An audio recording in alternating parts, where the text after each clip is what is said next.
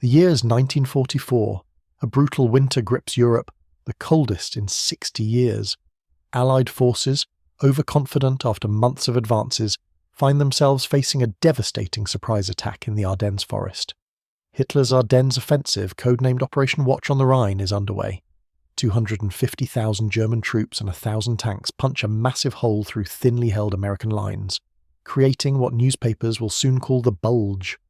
The German plan is audacious, a 60-mile drive through Belgium and Luxembourg, seizing the vital port of Antwerp, splitting the British and American armies. The Allied High Command is in disarray.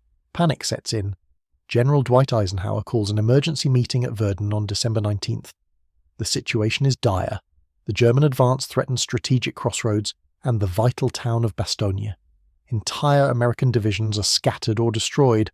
If this continues, Antwerp may fall, achieving the German strategic objective. But then, General George S. Patton Jr. speaks. A man born into a military family in 1885, Patton had spent his life preparing for this exact moment. A man who had commanded the first American tank units in combat, understanding the decisive power of armoured warfare. A man with a reputation for aggressive leadership and tactical brilliance, feared by the Germans more than any other Allied commander. A man whose past controversies, stemming from incidents in North Africa and Sicily, had almost ended his career. Yet, here he is, at 59 years old, commanding the Third Army, over 250,000 men and hundreds of tanks. He had already demonstrated his tactical genius in the rapid advance across France after D-Day. His troops liberated thousands of square miles of territory and captured hundreds of thousands of German prisoners. But the autumn of 1944 brought frustration. Stubborn German resistance slowed his advance. Many doubted him, questioning if he was merely a pursuit commander, effective only when chasing a defeated enemy. Patton, however, had anticipated this possibility. His intelligence staff had prepared contingency plans for a northward turn. He didn't react to events, he anticipated them. While others were caught off guard, Patton saw this as an opportunity. His audacious proposal stunned the other generals. He offered to disengage 6 full divisions from active combat, turn them 90 degrees, and march them over 100 miles through some of the worst winter conditions in decades, all while maintaining their combat effectiveness. Most would have deemed this impossible. Moving an army while in contact with the enemy is one of the most difficult military maneuvers. Doing it in winter, over icy roads, while maintaining surprise seemed beyond the realm of possibility. Yet Patton's philosophy was simple: attack, always attack. He believed the enemy was always weaker than they appeared, and rapid, aggressive action could overcome almost any disadvantage. This wasn't reckless bravado, but calculated aggression based on superior preparation and an understanding of his enemy's limitations. The German strategy, however, had a flaw, one Patton immediately recognized. Hitler's plan demanded precise timing and perfect execution. German forces had limited fuel, enough for only 6 days of operations, and depended on capturing Allied fuel dumps to continue. They needed to reach their objectives quickly, before Allied air power could intervene, and before American reinforcements arrived. Any delay would doom the offensive. Patton's solution was elegant in concept, extraordinarily complex in execution. He wouldn't stop the German offensive where it was strongest. He would attack where they were most vulnerable, at the base of the Bulge. His 3-division assault would not only relieve the besieged garrison at Bastogne but threaten to cut off the entire German spearhead. Leaving the Verdun conference on December 19th, Patton put his plan in motion. A simple 2-word phone call to his headquarters: "Play ball." This code phrase activated the predetermined operational orders his staff had prepared. Within hours, over 133,000 Third Army vehicles began one of the most complex military movements in history. The 4th Armoured Division, the 81st Infantry Division, and the 26th Infantry Division started their march north, followed by support echelons carrying 62,000 tons of supplies. The conditions were brutal. Temperatures averaged -7 degrees Celsius, with snowfall that made visibility almost impossible. American forces lacked adequate winter clothing. Many soldiers had only cotton field jackets and wool coats. Weapons froze, requiring constant maintenance. Truck engines needed starting every half hour to prevent their oil from congealing. But Patton had prepared beyond mere logistics. He understood that winter warfare was as much a battle of morale as of material. While other commanders huddled in heated headquarters, Patton made a point of being seen by his troops. He travelled constantly in an open jeep, his only concession to the cold being a heavy winter parka. His face often froze, but he continued his rounds, his presence filtering through the ranks. The psychological impact was enormous. American soldiers fighting in conditions that would have broken lesser units drew strength from knowing that Patton was sharing their ordeal. His words of praise and encouragement spread rapidly. Patton genuinely believed in his soldiers' capabilities, and his confidence became theirs. The German reaction to Patton's movement reveals the true genius of his strategy. General Erich Brandenberger, commanding the German 7th Army facing Patton's sector, expected a swift enemy reaction. He knew Patton's reputation for aggressive armoured warfare, acknowledging that Patton operated according to the fundamental German conception of mobile warfare. Even Brandenberger, however, was stunned by the speed and precision of the Third Army's northward turn. German commanders hadn't anticipated that any Allied force could execute such a complex manoeuvre under winter conditions. The Wehrmacht's experiences in Russia had taught them the paralysing effects of winter on even the most efficient military machine. They assumed American forces, with their reputation for dependence on logistics and comfort, would be even more vulnerable. This miscalculation exposed a fundamental flaw in German strategic thinking by late 1944.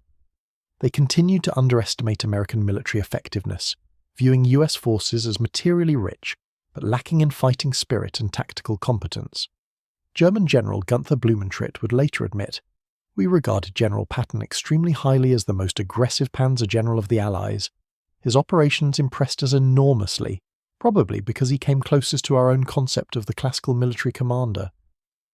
But by December 1944, the Wehrmacht was no longer the force that had conquered Europe in 1940. The divisions attacking in the Ardennes were a mixture of elite units and hastily assembled formations filled with teenagers and old men. Many German soldiers hadn't eaten in days and lacked adequate winter equipment. Their vehicles ran on synthetic fuel that performed poorly in cold weather, and their supply lines were already stretched beyond breaking point. The battle that unfolded around Bastogne demonstrated the transformation of the American army from the inexperienced force that had landed in North Africa in 1942 to a seasoned professional military. The 101st Airborne Division's defence of Bastogne became legendary. But it was Patton's relief operation that turned a defensive victory into an offensive triumph. When German commanders demanded Bastogne's surrender, Brigadier General Anthony McAuliffe's one-word reply, "Nuts," became an enduring symbol of American determination. On December 22, 1944, in the midst of a giant snowstorm, Patton's 3-division army attacked. The assault came as a complete shock to German forces, who had assumed winter conditions would prevent any major Allied counter-offensive.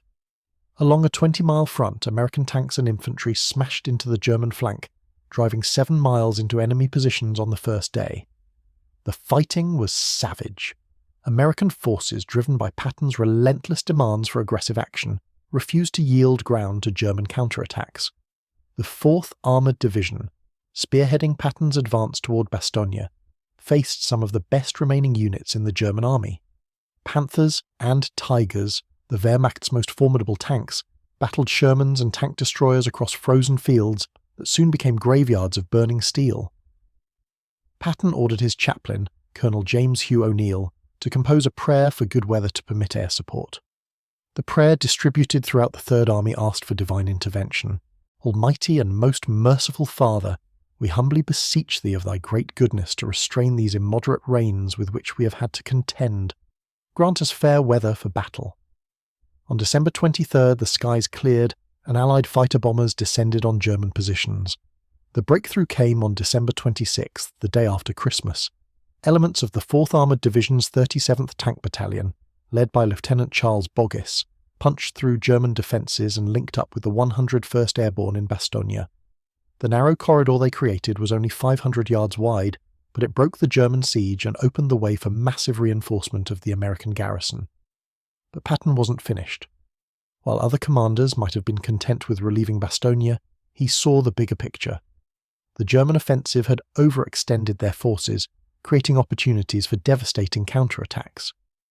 "Brad," he told General Bradley, "this time the Kraut stuck his head in the meat grinder, and I've got hold of the handle." The systematic destruction of German forces in the Ardennes took 6 weeks of brutal winter fighting. American and German soldiers battled in conditions that defied description. Foxholes carved from frozen ground, weapons jamming from the cold, men sharing body warmth to prevent freezing to death. The snow, initially pristine white, gradually turned red with the blood of thousands of soldiers from both armies. By January 16, 1945, when American forces from north and south met at Houffalize, the Bulge had been eliminated. The German offensive, which Hitler had hoped would split the Allied coalition and force a negotiated peace, had instead become a catastrophe for the Wehrmacht. German casualties exceeded 100,000 men, with over 700 tanks and 1,600 aircraft lost. More importantly, Germany had expended the last of its strategic reserves in a gamble that failed completely. Patton's role in this victory cannot be overstated. His ability to reposition 6 full divisions in 72 hours while maintaining their combat effectiveness was one of the most remarkable logistical achievements in military history. As he later wrote to his wife, "Destiny sent for me in a hurry when things got tight. Perhaps God saved me for this effort." The Battle of the Bulge proved that George Patton was more than just an aggressive tank commander. He was a strategic genius who understood that audacious action could transform desperate situations into decisive victories. The Germans who had laughed at American military competence in December were no longer laughing in January. They had learned, at terrible cost, that American soldiers, led by commanders like Patton, could fight and win under the most challenging conditions imaginable. Winston Churchill, never one to praise American achievements lightly, called the Battle of the Bulge undoubtedly the greatest American battle of the war. But for George Patton, it was something more. It was the vindication of a lifetime spent preparing for the moment when everything would depend on one man's ability to turn an impossible situation into an inevitable victory. The snow had indeed turned red, but it was German blood that stained the winter fields of the Ardennes, not American. In the end, the Battle of the Bulge revealed a fundamental truth about warfare that Patton understood better than any other commander of his generation: that superior leadership, aggressive action, and absolute confidence in one's soldiers could overcome any tactical disadvantage. The Germans had launched their offensive believing that winter weather and American inexperience would guarantee their success. Instead, they discovered that George Patton's Third Army could fight anywhere, any time, and against any enemy. The Ardennes became not Hitler's triumph, but his final defeat, and the moment when American arms achieved their finest hour in the crucible of winter warfare.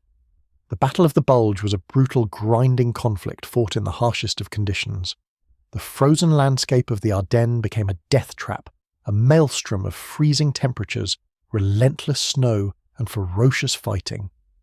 Both sides suffered immensely. American soldiers, despite Patton's inspired leadership and the eventual success of the counter-offensive, endured unimaginable hardships. Lacking adequate winter clothing, many froze, their weapons often jamming from the cold. Supply lines, stretched thin by the rapid advance and the difficult terrain, frequently faltered, leaving units short of ammunition, food, and medical supplies. The Germans, already weakened by years of war and facing dwindling resources, suffered even more acutely. Their initial offensive, while initially successful, due to the element of surprise, quickly bogged down. The Wehrmacht, lacking sufficient fuel and supplies for a prolonged offensive, found its advances hampered by the unforgiving weather and the relentless American counterattack. Their troops, many of them poorly equipped and inadequately trained replacements, were forced to endure the same freezing conditions as their American counterparts, often with even less protection. The fighting itself was intense and unforgiving. Tank battles raged across frozen fields, leaving behind a grim landscape of burning vehicles and shattered metal. Infantry clashes were equally brutal, with hand-to-hand combat taking place in the midst of snowdrifts and frozen forests. The initial German successes, fueled by the surprise attack, slowly eroded under the weight of the American counter-offensive, the fierce resistance of the encircled 101st Airborne at Bastogne, and the determined advance of Patton's Third Army. The relief of Bastogne stands as a pivotal moment in the battle. The 101st Airborne Division, surrounded and outnumbered, held their position against overwhelming odds, their tenacious defence inspiring awe and admiration. When the German commander demanded their surrender, McAuliffe's defiant "nuts" became a symbol of American resolve that echoed across the battlefield and boosted morale on both sides of the conflict. Patton's lightning-fast response, his ability to pivot his army and launch a counterattack with breathtaking speed through the treacherous winter terrain, demonstrated his strategic brilliance and cemented his reputation as a military genius. The success of Patton's counterattack was not just a result of his aggressive leadership, but also a testament to the logistical prowess of the Third Army. The sheer scale of the operation, moving 6 divisions, hundreds of tanks, and vast quantities of supplies through the snow-covered Ardennes, was a logistical marvel. It demonstrated the American Army's growing maturity and its capacity for complex and challenging operations on a large scale. It proved that while American soldiers may have initially lacked the battle-hardened experience of their German counterparts, they were more than capable of adapting to harsh conditions and overcoming tremendous challenges. The fighting continued for weeks. A brutal dance of attrition played out in the icy wastelands of the Ardennes. The relentless snowstorms hampered visibility and slowed supply lines, making resupply a constant struggle. The freezing temperatures wreaked havoc on equipment and morale, while the constant threat of attack kept soldiers on edge. Yet, amidst the hardship and bloodshed, the American army continued to advance, fueled by Patton's relentless pressure and the growing desperation of the German forces. As the counteroffensive progressed, the German army's initial advantage crumbled. Their fuel supplies dwindled, leaving them increasingly vulnerable to American attacks. Their supply lines, already stretched to the breaking point, became increasingly unreliable, leaving units stranded and isolated.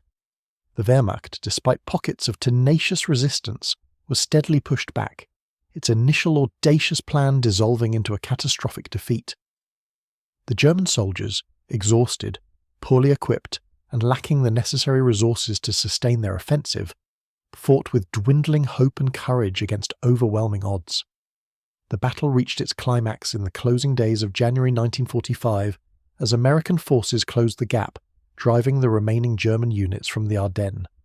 The Bulge, once a symbol of German triumph and Allied vulnerability, was finally eradicated, its initial advance reduced to a costly failure. The shattered remnants of the German army retreated, leaving behind a trail of destruction and thousands of dead. The Battle of the Bulge became a symbol of American resilience, resourcefulness, and military prowess, a testament to the fighting spirit of the American soldier and the brilliance of commanders like General George S. Patton. The victory, hard won and bought at considerable cost, marked a turning point in the war in Europe, shifting the momentum decisively in favour of the Allies and foreshadowing the eventual German defeat. The snow, once pristine white, was now stained crimson, a grim testament to the ferocity and brutality of the fighting. The Ardennes, once a symbol of German hopes, now lay as a graveyard for thousands of soldiers from both sides, a silent testament to the